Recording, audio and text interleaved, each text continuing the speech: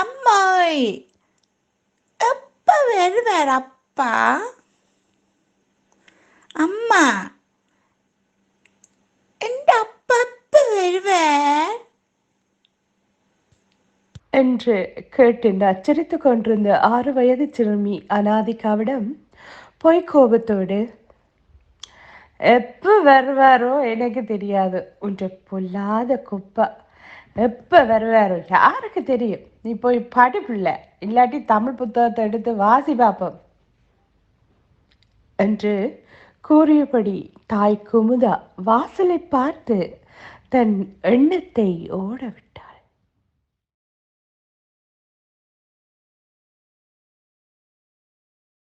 இந்த மனுஷன் வார நேரமாவது இன்றைக்கும் அப்படி வந்த விஷயத்தை சொல்லுவோம் என்றால், இந்த மனுஷனை இன்னும் காணல. எப்பவும் போல இன்றைக்கும் வெறியில தான் வருவாரோ தெரியல. எப்படி தான் அனுசரிச்சு போனாலும் ஏனென்று தெரியாத ஒவ்வொரு நாளும் ஏதாச்சும் ஒரு கொழுவல் எடுத்து போடும் இந்த மனுஷன். கல்யாணம் கட்டி 8 வருஷமாகியும் இந்த மனுஷனுக்கு என் வீட்டுக்காரர்களோட விருப்பம் வருகிறதே இல்லை. ஏன் தான் இந்த மனுஷன் இப்படியோ தெரியாது. ரெட்ட பின்னலோட பள்ளிக்கூடத்துக்கு போன குமர்பட்ட என்ன டிராக்டர் ஓடிக்கொண்டு ரோட்டு போடுற இந்த மனுஷன் பின்னாலையும் முன்னாலையும் கலைச்சு திரிஞ்சு காதலிச்சா யாரும் விடுவினமோ?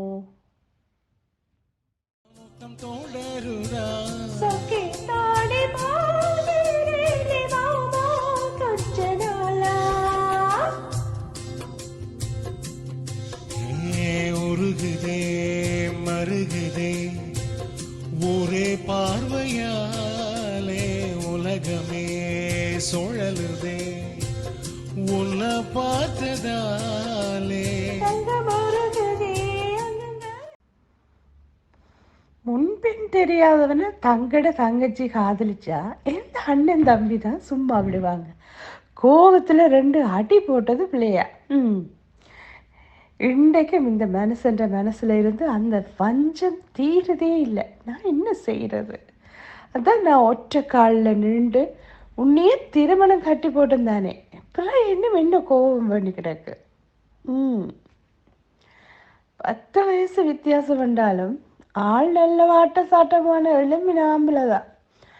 சினிமா நடிகர் நெப்போலியனை போல இருக்கிறார். ரெண்டும் கோழி மேய்ச்சாலும் மாப்பிள்ளை கான்வென்ட்ல வேலை என்றாலும் சொந்தக்காரர் எல்லாம் கதைச்சு பேசித்தானே வீட்டுக்காரர் என்ற சம்மதம் எடுத்த பிறகுதான் கல்யாணம் நடந்தது. கட்டின துணியோட வா போதும் என்று இவர் சொன்னாலும் போட வேண்டிய நகையெல்லாம் வடிவா போட்டு காணியில் ஒரு துண்டை பிரித்து எழுதி தந்துதான் என்ன கட்டி வச்சவே என்ற அப்பா அம்மா. நான் ஒன்றும் பெருங்கையோ வீசி கொண்டு வரையில இஞ்ச. அவரும் அவற்ற திமிரம் இன்றைக்கு விரட்டுகம். நானும் கொஞ்சம் விட்டு கொடுத்து நடக்கலாம் தான். உண்மையா பார்த்தா நானும் கொஞ்சம் ஓவர் தான். இருந்தாலும் சும்மா என்ற தாய் சகோதரத்தை எந்த நேரமும் குறைச்சு கதைச்சால் யாருக்கு தான் கோபம் பெறாது. குடிச்ச வாய்க்கு என்ற குடும்பம் தானோ அவருக்கு கருவாடு.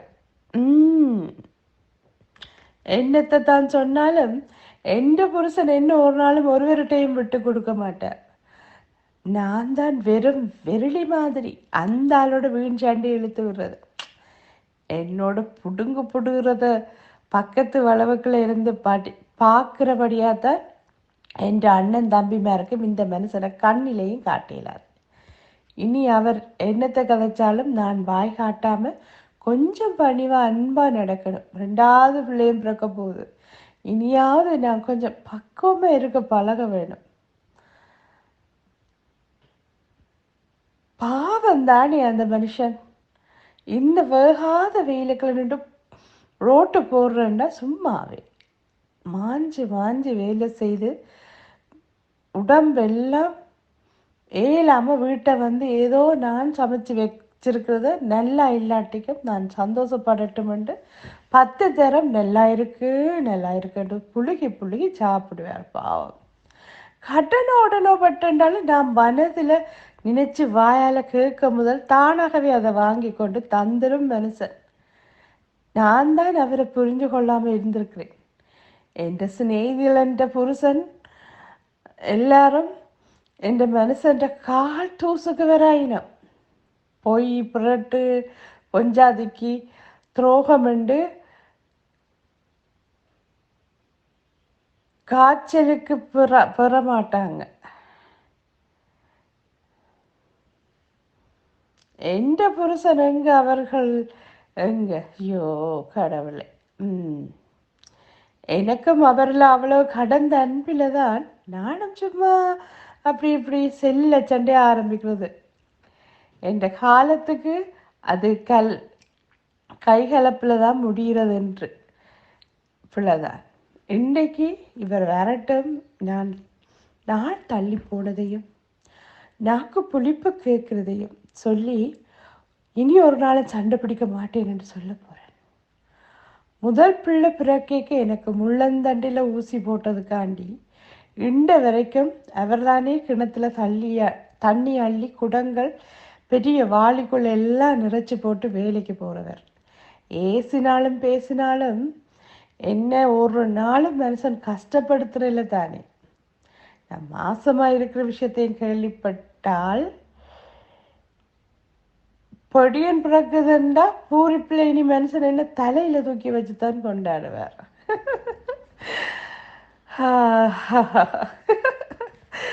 ஐயோ கடவுளே.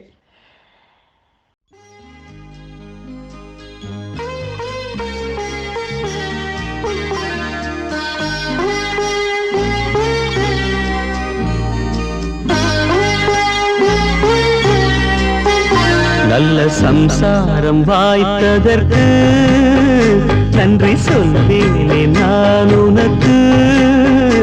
உன்னை அடைந்தேன் துணையாக, முன்னம் புரிந்த தவமாக. விட்டு போகாதம்மா உறவு, இது தேயாத வெண்ணிலவு. அன்று போட்டேன் பூமாலை, இன்று படித்தேன் பாமாலை. நல்ல சம்சாரம் வாய்த்ததற்கு நன்றி சொல்வேனே நான் உனக்கு.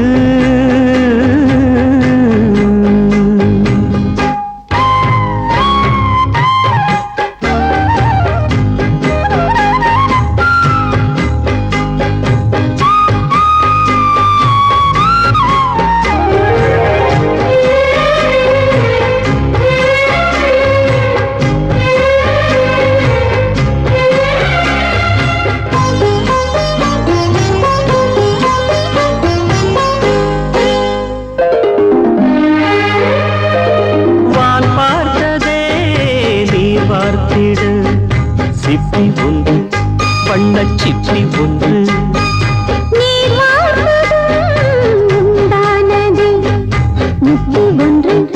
சின்ன முத்து ஒன்று.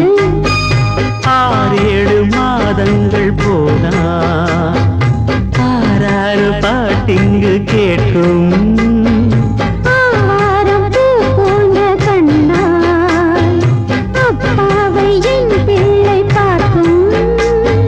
நித்தம் நித்தம் தந்த அன்பு முத்தம்,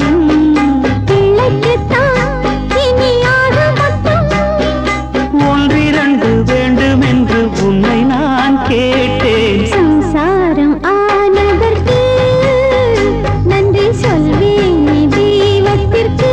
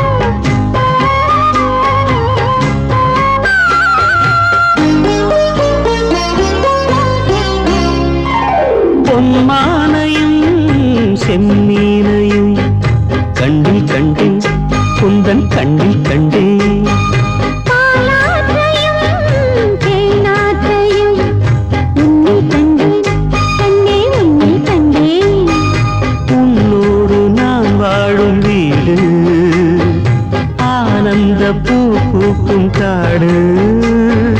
அன்றுகள் ஒன்றான கூடு, ஆகாது வேறேதும் ஈடு. தாரம் வந்தாள் கொஞ்சம் தென்றல் என்று, பிள்ளை வந்தான் வண்ண முல்லை என்று. பெண்ணரசி பொன்னரசி உன்னை போல் ஏது. சம்சாரம் ஆனதற்கு நன்றி சொல்வேனே தெய்வத்திற்கு. உன்னை அடைந்தேன் துணையாக, உன்னம் புரிந்த தவமாக. விட்டு போகாதையா உறவு, இது தேயாத வெண்ணிலவு. அன்று போட்டேன் பூமாலை, இன்று படித்தேன் பாமாலை. இந்த சம்சாரம் ஆனதற்கு நன்றி சொல்வேனே தெய்வத்திற்கு.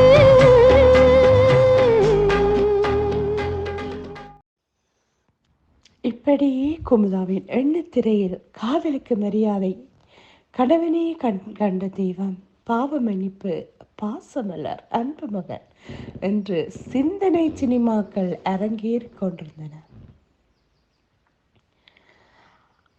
ஆசை காதலன் அன்பு கணவனாகி இப்போ 2வது குழந்தைக்கும் அப்பாவாகிவிட்டான். இருந்தாலும் இன்று ஏனோ அவள் மனம் அவனுக்காக அலை பாய்ந்து கொண்டிருந்தது.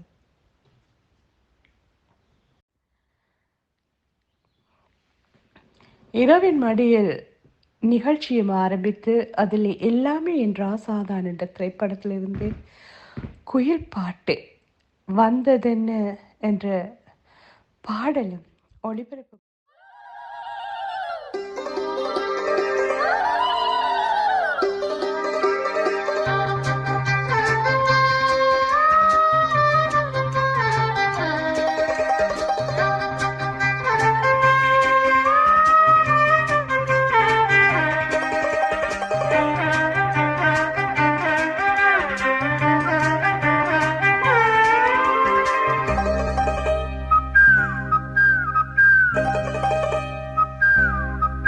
குயில் பாட்டு ஓ வந்ததென்ன இளமானே,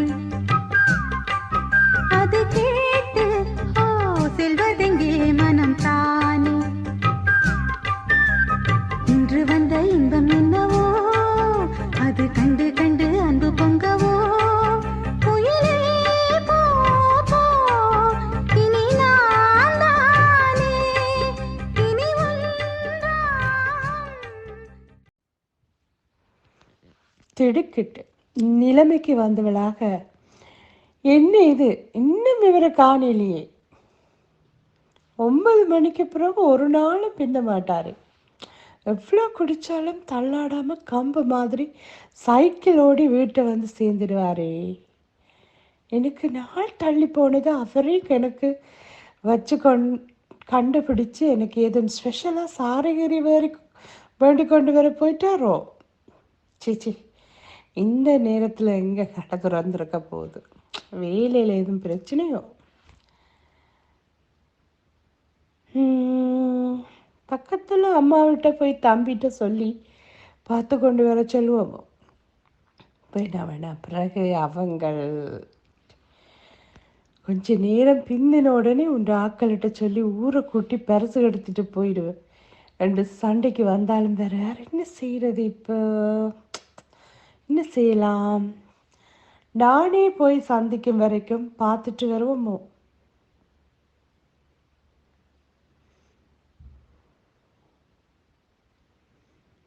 வேணாம், பொம்பளை பிள்ளைய கூட்டி கொண்டு இருட்டுக்க ஏன் ரோட்டுக்கு தனியாக வந்த நீ என்னும் பேச, கொஞ்ச நேரம் பார்ப்போம் என்று வாசலையை வைத்த கண் வாங்காமல் பார்த்து கொண்டிருந்தாள் குமுதா.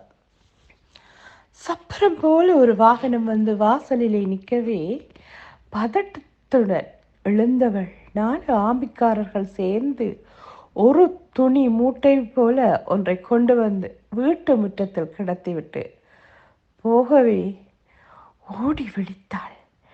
அங்கே கிடப்பது தனது ஆசை கணவனின் பிரேதம்.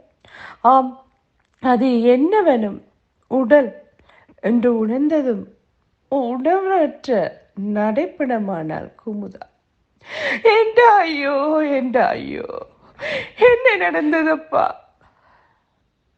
என்று அலறிய அவளது அவலக்குரல் கேட்டு அங்கே ஊரே திரண்டு விட்டது. ஊரே குளறி அழுதது. குமுதா மட்டுமோ குரலை தொலைத்தவளாக குழந்தையை கட்டி அணைத்தபடி 6 அடி நீளத்தில் கிடக்கும் தன் கணவனின் சடலத்தை பார்த்து கொண்டே நின்றாள்.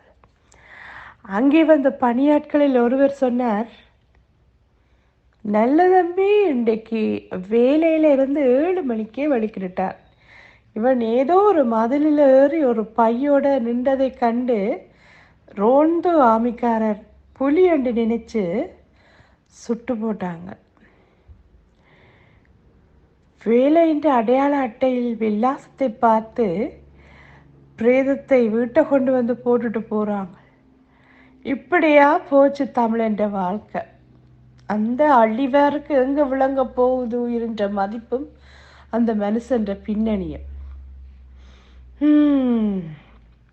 என்று பெருமூச்சு விட்டபடி நின்றார். கையில் இருக்க பிடித்திருந்த பையை விரித்து பார்த்த குமுதா தன்னை மறந்து, இஞ்சிருங்கோ அப்பா, இஞ்சிருங்கோ அப்பா என்று உயிரை விடுவது போல அலறினாள். ஆம், அந்த பையிலே கிடந்த 4 புளிப்பு மாங்காய்க்காக தன் உயிரை மாய்த்து கொண்ட அந்த மனித தெய்வத்தின் அன்பு முகத்தை மனதில் நிறுத்து அழுது மூச்சியானாள். அங்கே தூரத்தில் கேட்ட இந்த பாடல் உயிரை குலுக்குவது போல ஒலித்தது.